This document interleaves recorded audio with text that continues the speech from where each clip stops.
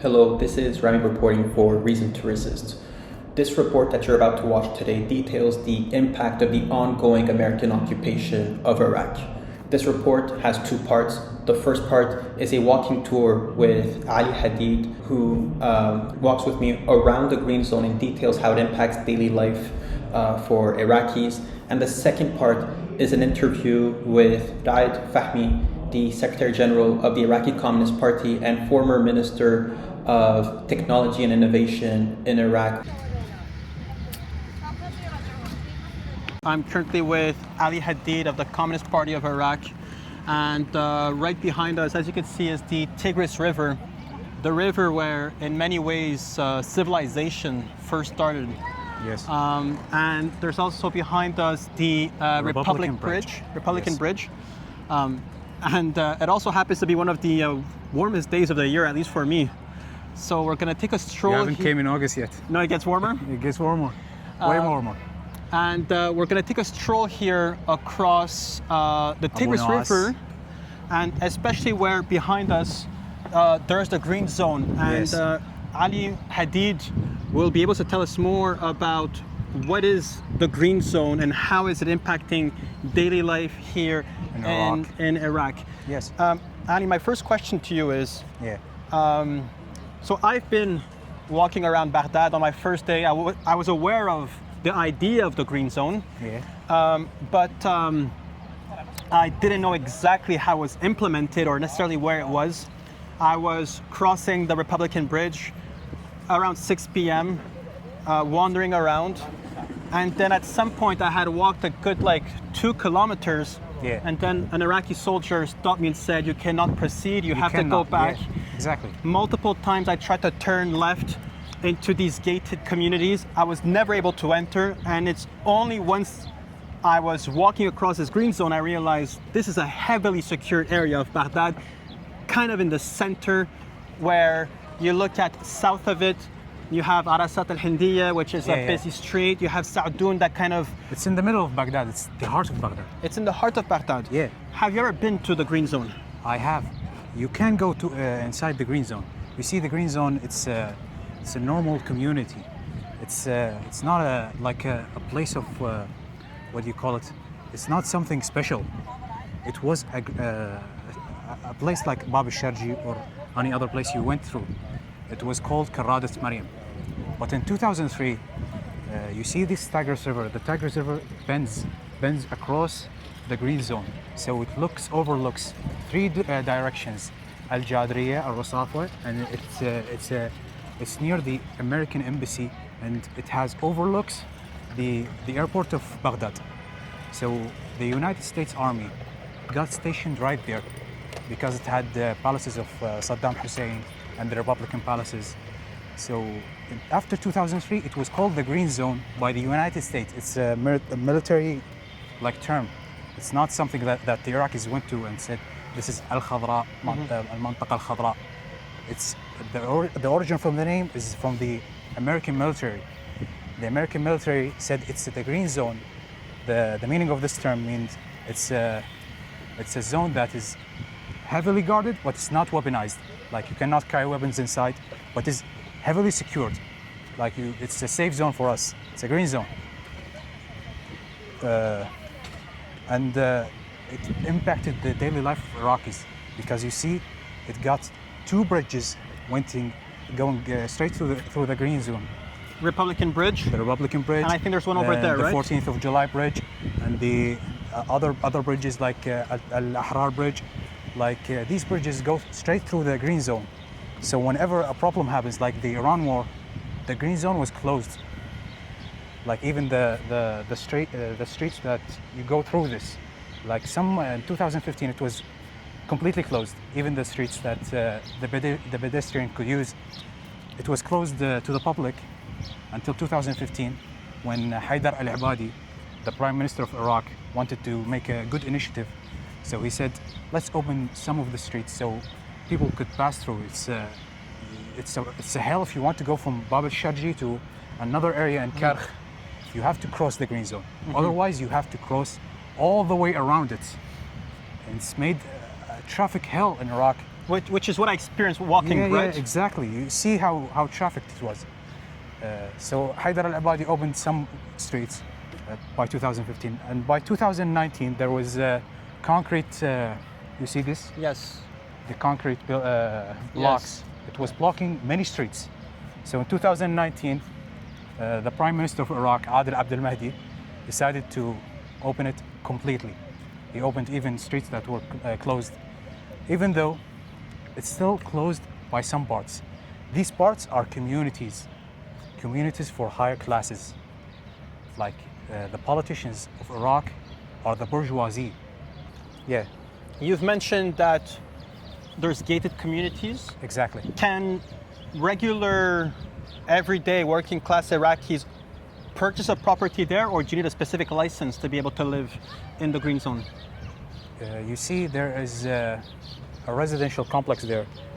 As a working class man, you cannot do this not because of closure or something. You cannot do this because it's very expensive. So it's economic segregation in some way. Economic segregation, exactly. Even though, like the United States, still to this day occupies the green zone. The green zone is a safe space for other NPCs. Like there's NPCs from other countries, like the Russian embassy. Because the United States occupies the green zone till this day, and it protects it. Even if you've been here like a month ago, you see drone strikes doesn't get countered by the Iraqi army or any other protection from the green zone. It gets countered by the serum of the U.S. embassy, because the U.S. embassy still to this day occupies it and protects With it. military. With military personnel. Like the U.S. embassy is a military base, basically. And you see like Victoria base in Baghdad airport. It's a logistical base where there are tanks, where there are planes, drones, ammunition. Like it's a place ready for a war. Like if the United States want to declare war on Iraq right now, they would start from the green zone and start spreading. How many American soldiers do you think we have there in the green zone? About 2,000. 2,000. 2,000 American soldiers. The parliament is there as well? The parliament is there, yes. The parliament of Iraq. And in 2019, I believe, Yeah. there was, I believe the PMF Yeah. attacked the U.S. embassy. In 2019, Which year was it in? it was 2020. 2020. After the Assassination, murder, the assassination of Qasem Soleimani. Qasem Soleimani and Haj Abu Mahdi al-Muhandis. Yes. Yes. In 2020, the PMF stormed the green zone. This actually, if you are talking about the storm, it was before the assassination. It was for what you can say. What was I saying? It was for another reason. And because of this storm, like the assassination happened because of the storming of the U.S. embassy. And even though you could see pictures of the U.S. personnel, army, like there, even the doctors and the workers from the U.S. embassy were very chill. They were very confident that no one could breach and get inside the U.S. embassy, even though like you could see like 10,000, 20,000 PMF members doing what the best they could to enter the perimeters of the U.S. embassy, and they couldn't. In the context of Iraq, it's difficult not to witness the immense presence of or impact of the American occupation in Iraq. I was strolling around the green zone, and just walking around, you notice that the situation there is quite tense, where soldiers are patrolling, not letting Iraqis access to a large part of the region of Baghdad. Can you tell us more about what is the impact of the American occupation in Iraq today? Fine. Thank you for providing this opportunity. Of course, what happened in Iraq is that the change that occurred in 2003, which was an objective of the Iraqi, what they call the opposition movement during the 80s and 90s against the dictatorship. We as communists, we would have preferred that the change should occur at the hand of the Iraqis. But conditions and certain groups of the opposition thought that the regime was strong enough and there's a strong dictatorship and very centralized and it has a very strong repressive police and organizations and apparatus. It cannot be changed unless we unless we are supported by international opinion and external force. And they, of course, the Americans at that time, tried after 1991 and the occupation of Kuwait by Saddam. Then they interfered and tried to establish relations with the Iraqi oppositions, and they had support from within the Iraqi opposition. And then they constituted, at that time, they created some groupings of the opposition to the regime. So then the regime occurred through war and through external interference from the United States and in allies. Of course, this has an impact. The Iraqis, of course, welcomed the change, but at the same time, they're extremely worried about the occupation. So we had change, and we got rid from the dictatorship, but at the same time, we got the occupation. So the occupation, you see, had two forms, let's say. The occupation as defined legally with the presence of the Americans, and which has been declared in 2003, 2004, officially, the United States as an occupied force. And in this form, it ended, let's say, after with 2005, this official status of occupied country had ended in favor of an Iraqi independent state. But the influence of the occupation, the consequences remains until now. So what kind of, apart from this kind of the war and the victims and the influence, the United States and their allies, they started to really to control and to define the nature of the new regime, of the new state which has to be rebuilt, and their orientations, and the nature of the socio-economic system in this sense. So they contributed with support of certain Iraqi internal forces. This regime, a state based on ethnic and confessional appartenance and identities. So we had a state was constituted from representatives, and I put underline the word representative, but they are the really representative of the Shiite, the Sunni, and the Kurds. So we are not talking anymore about Iraqi people. We are talking about Shiites, Sunnis. And this should form what they call it, this constitutional democracy, and what this kind of dividing power and using power with the participation of these representatives on the basis of a system of quota, a quota system. So we don't have a state with a project. We don't have a state with a national identity anymore. And the state has become internally divided, structurally divided, and became a field of competition and unending struggle for powers, quota, and influence, and of course the advantages of power. So the reconstruction, if you can call it, of the state has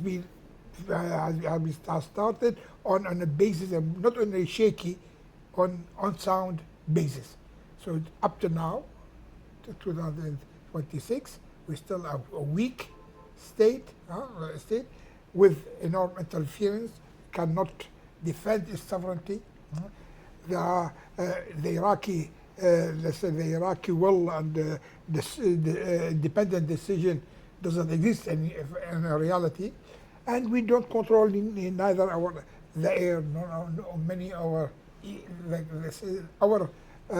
our sovereignty is really more formal than real, in fact. And of course, on the basis, an economic basis, as I say, the Americans have controlled some fundamental and vital parts and elements of the Iraqi economy. So under the pretext of protecting Iraqi resources and Iraqi assets from people, from countries and persons who ask for their debt, etc. So we are a control of the Americans and the Federal Bank and Morgan American Bank, and we have the protection of the presidential, what they call it, presidential decree, or whatever. Mm-hmm. And this has become important, and we are under perpetuous, what they call it, some kind of blackmail. If we withdraw this protection, your assets will be attacked, and so on. So your sovereignty is conditional. It's conditional. So they control this aspect, and all our oil resources, oil returns, and oil revenue goes first. It's in dollars, of course. So it goes first into the accounts in the American banks, the bank, and we periodically. So they send us the dollars, and the central bank exchange these dollars for Iraqi dinars. So today, for instance, at the present, when you have this difficulty of a new government and so on, and in context of the war against Iran, the United States didn't send the amount of dollars necessary. I think it's reduced lately, but last month or in the last few months, they didn't send the amount of dollars necessary for to finance the budget. When I say, so you see what are the what are the elements of control and exercising pressure. So what I'm saying, so then sovereignty is really very conditional and very weak. Secondly, the Americans, of course, influence the directions. They created over the past 20 years a new classes emerged. I say new classes, probably we define strictly what is the class, but we have the rentier economy, which has been consolidated. Rentier. We don't have a significant productive activities, neither in industry, not even agriculture. We have a problem.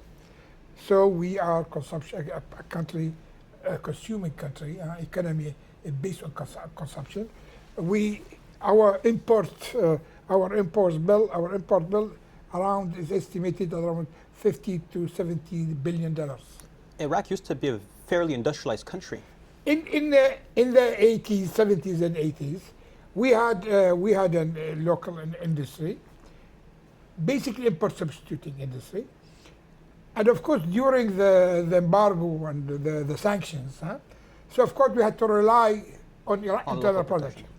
So when after this one aspect of the consequence of the occupation, immediately after the 2003, we had a liberal orientation.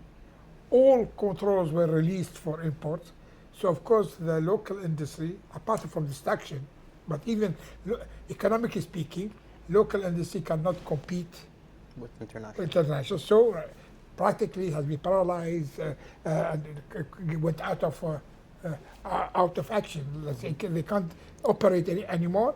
And of course, the official policy was not to support local industry and not to help either in financing or in modernizing, and rather they privileged the imports. And we have, since we are a consuming country, so we have an enormous commercial class which emerged. So, and we had also part in banking and financing.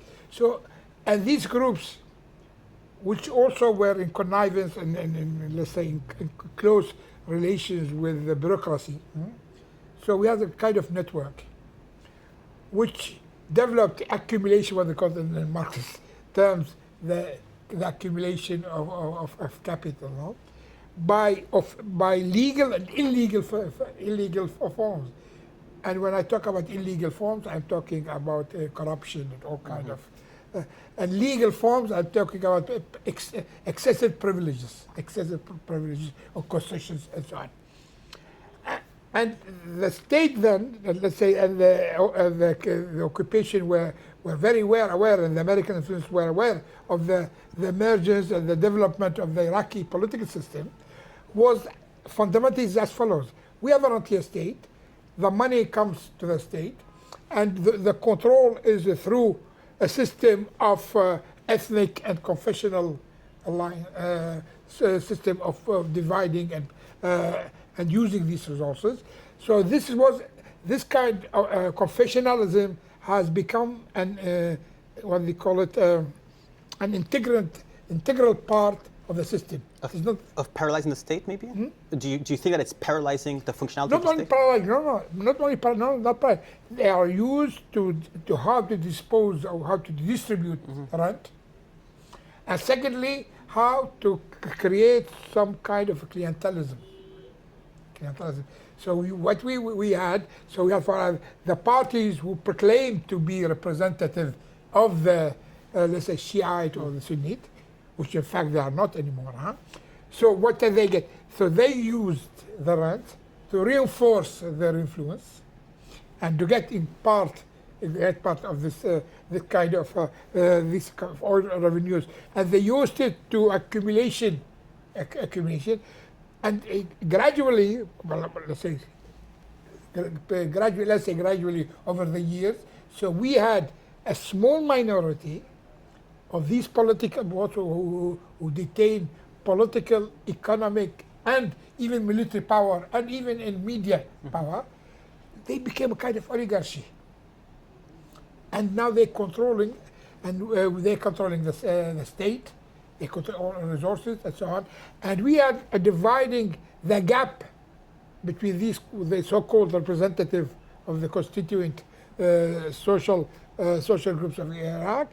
The gap has increased in terms of distribution of wealth and distribution of income. So the